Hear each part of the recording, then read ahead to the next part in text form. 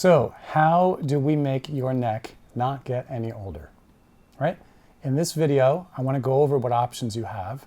I'm Dr. Cohen with the Cohen Clinic, and that is a question that we get asked a lot. It's a question that I ask myself a lot.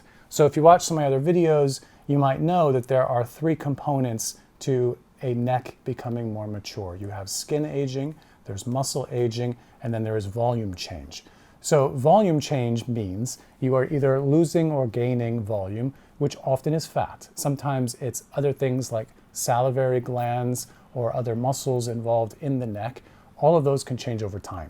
Is that something you can prevent? Maybe. So obviously, if you gain a lot of weight, you're going to gain fullness in your neck, and that will add volume. If you lose a lot of weight, yes, you'll lose some volume, but you may also lose support, and your neck may become a little bit looser as a result. So there's a balance. The muscle aging, someone who has a really healthy diet and lifestyle, is exercising a lot, is going to maintain good muscle tone, but largely speaking, you can't really prevent that muscle from thinning out and becoming more loose over time. Skin aging, you can prevent. So of all those three types, you want to focus on skin aging.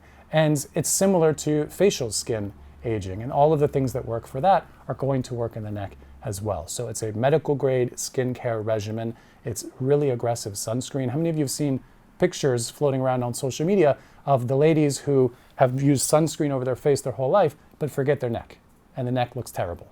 So you want to make sure you're doing really, really well with sunscreen on the neck. It sounds common sense, but a lot of people don't do it regularly. And good, healthy living overall is going to be your best defense.